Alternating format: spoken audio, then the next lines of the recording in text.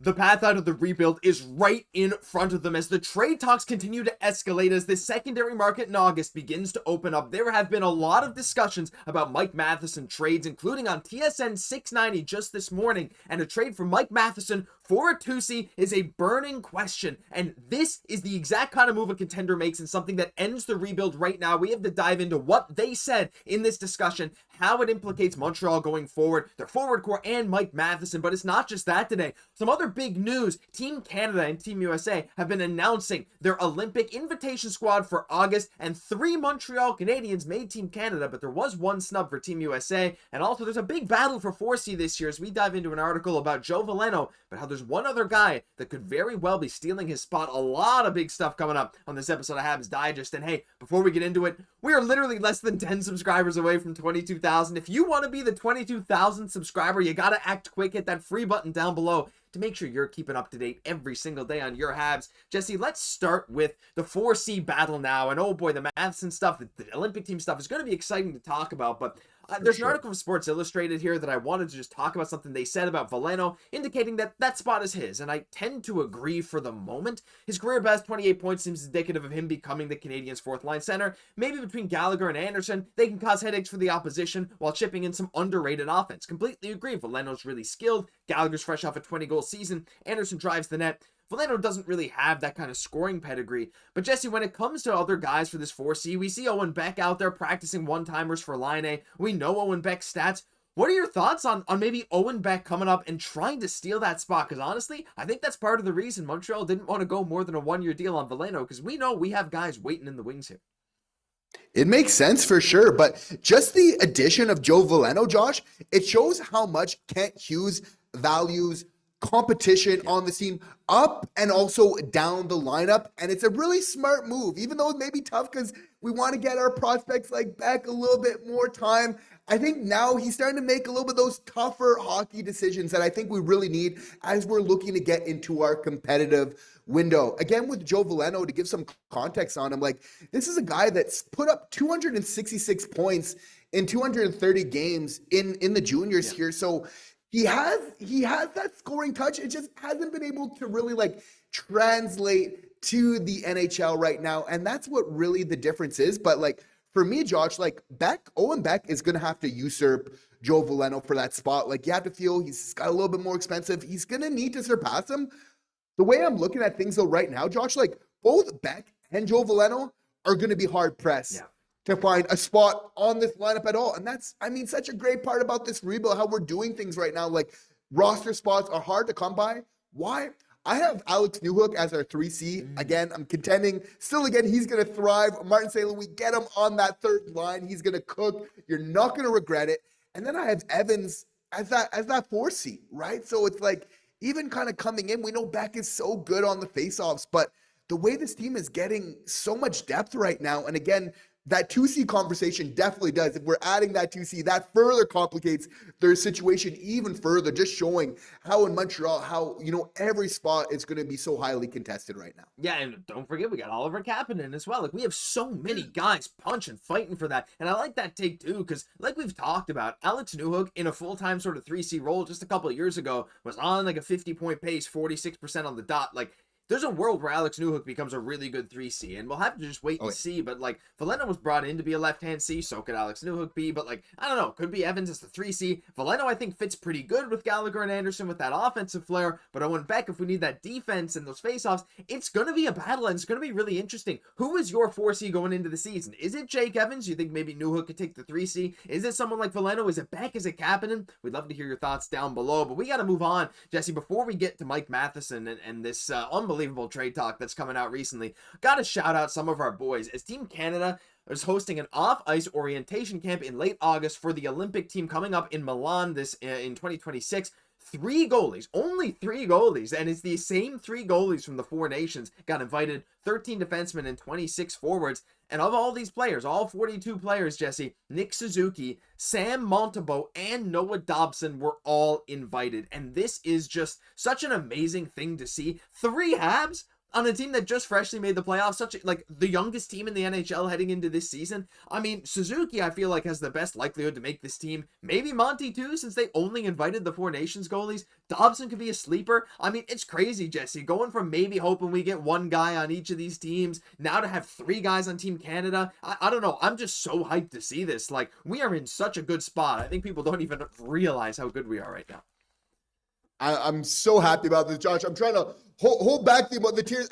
Our boy Nick Suzuki, he's been battling so hard, leaving it all out on the ice every night, only for him to get snubbed last year for the Four Nations. Like, I fell for him, but he kind of took that personally, and he played his best hockey to finish off the season, then willing the Montreal Canadiens to the playoffs there, and he's starting to get a lot of love. Like, we have to say, the buzz around Nick Suzuki as a hockey player, his profile right now is just going higher and higher all the time.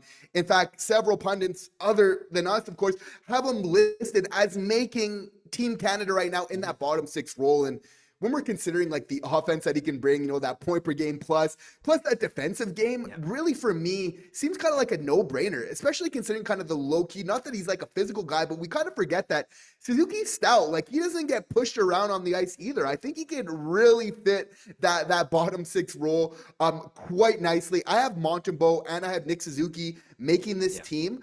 Dobson, he's on the cusp here. He's the second youngest invited to this Team Canada camp, which I mean is just a great compliment to him. You have to feel like it's going to help his confidence a lot. But like, if Dobson gets off to a strong start, there is a way where he forces their hand. Mm-hmm. Even though it's a little bit more of an outside shot, we see guys like Alex Pietrangelo that were normally locks for Team Canada, due to injury, not part of it. So that's probably creating a little bit of this opportunity right now. You have to feel like the vibes are already so good around the team, but then bringing this new addition and having them all coming at the end of August, that they'll be going to this camp together, I think it's just so great for that team building that we're seeing as a whole. And of course, having those goals, because Nick Suzuki is going to be motivated to start off this year knowing like he's going to have to play some of his best hockey still to make this team throughout the year. Dobson's going to know his marching orders as well. So I'm going to be interested to see how this all really comes together for this team and how it motivates their play into the season. Yeah, and again, we got to wait to see. I mean, Slaf's going to be on Team Slovakia, but like first half Slaf, we know he needs a hot start this year to really get people on his side. Patrik Laine would love to see a hot start just like we did last year. Noah Dobson, you want to make Team Canada, you better have a hot start. Nick Suzuki, same thing. Cole Caufield, same thing. And I just wanted to mention this just very briefly before we get into the trade. We just noticed right before starting to record that Hutson was not invited to the Team USA orientation camp.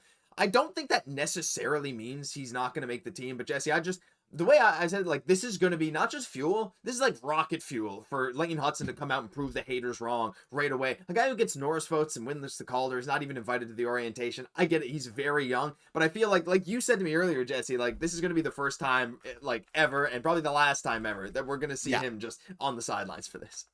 Oh, for sure. Why? Because he's looking like a point per game type of guy very quickly. He's going to take that huge jump before, and even plus, I think like Laine Hutson's good enough to be better than just a point per game guy in the NHL. Again, this is like, he didn't get invited this year. You have to feel like Team USA, they're going to rue that later on this year once they're seeing what Laine Hutson's doing. But again, I think going forward after this year, there's just going to be no more secret. There's going to be no more surprise. There's going to be no more excuses, Josh, of why if your Team USA's brass to not invite Laine Hutson to your camp. I'm just excited to see our boys show up on the grand stage. Whoever makes it, awesome. Look, if some of these guys don't, that's all right. Because again, we saw this past year, Jesse, it was fuel to the fire, especially for Nick Suzuki. So we'll have to wait and see. But leave your thoughts on all this down below. The Laine Hutson snub, the 3 Hab invitees to this orientation camp. Love to hear from you. Final thing today. Look, we were listening to some Habs lunch on Montreal TSN 690, and there was a lot of talk about could Matheson get you a 2C if traded. Now, this came from yesterday, and, Sean Campbell, Lucas Scott, they were talking about Mike Matheson. And this, Jesse, like we said, the path out of the rebuild, in my mind, is right here in front of Montreal. And let's explain that, because when you're looking at the Montreal Canadiens roster, right, I think I have it here, right, you have a lot of great talent. You just traded for a guy like Bolduc. You still have Laine, who's on an expiring deal. But just like we did in the Mailloux trade, what Kent Hughes has been really good at doing, and something that clearly seems to be the best way forward for landing another good player, you have to give up talent, and what better place to give up talent than your D-core right now, which is absolutely stacked for the future. And what kind of defenseman has had some pretty darn good stats over the last few years? Yes, some blunders, because he's had to shoulder a lot of the load on a Montreal team that was still developing, but it's Mike Matheson. Right. He's on a very cheap expiring deal, and he can sign with another team. Like, if he agrees to an extension in a trade, this could be great. But again, there was talk on the show saying, look, if you don't think he's good enough for your team and your blue line, what kind of return can you expect for him at the deadline if he only has 1 year left? If he's good enough to go get you your second C, why don't you want him? I think, again, the simple answer to this, and it was kind of said on the show, Jesse, the D-core is so good that the forwards, if you think Matheson's good enough to keep on this team, which talent-wise, sure, fit-wise, maybe not so much, I think that, like, I still think, as much as I understand Matheson from Montreal, he's loved by the organization, he's a veteran presence that's needed on D.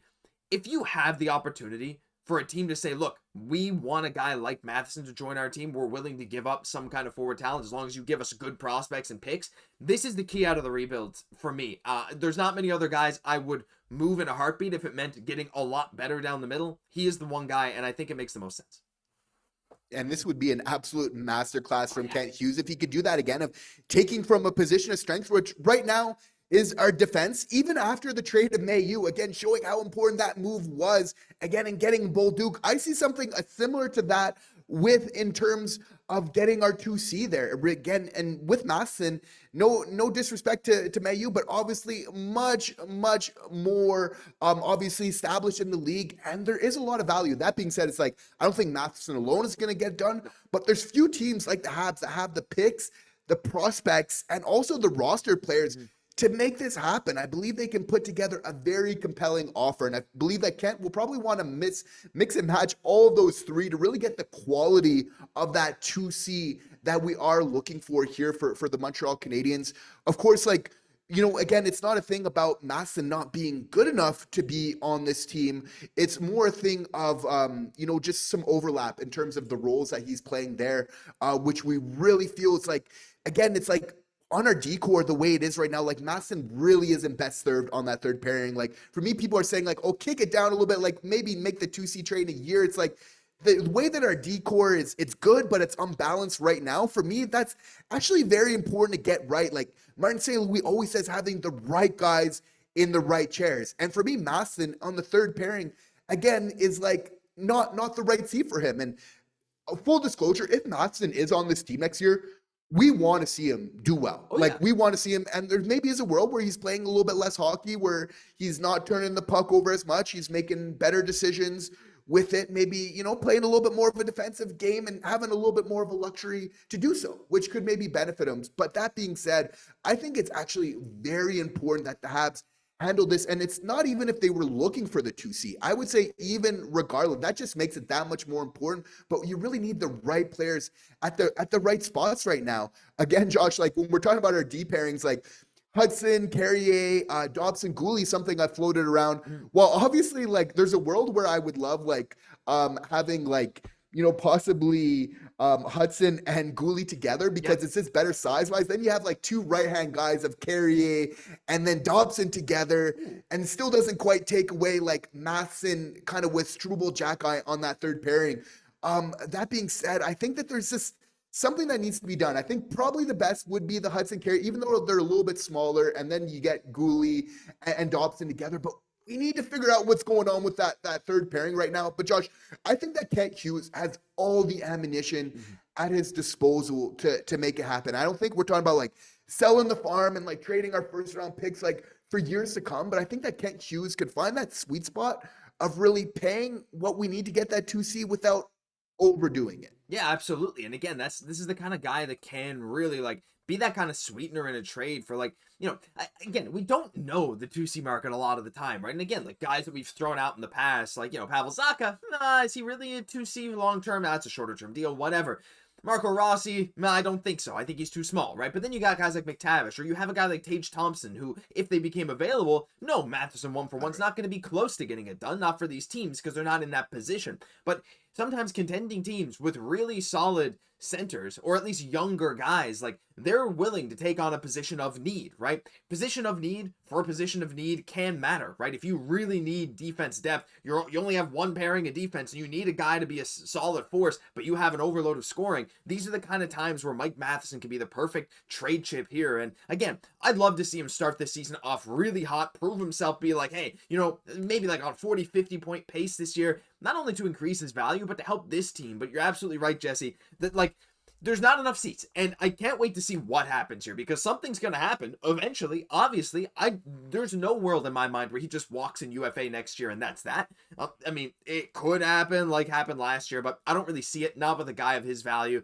We didn't trade Savard, he was retiring, there's a lot of things there, but listen, we got to hear your guys' thoughts, because I feel like this is coming to a head eventually. The talks are never ending. Is there any rush to do it? No, but I think that he is the piece that we need to keep an eye on. Very well could be the key out of the rebuild. The guy who's done a lot for us during it, but listen, leave your thoughts down below. That'll do it for this episode of Habs Digest. If you enjoyed, leave a like, comment, most importantly, be one of the next 9 people to subscribe. Get us to 22,000. Thank you so much for tuning in every single day. I'm Josh Gosse, my co-host Jesse Poirier. We'll catch you in the next one.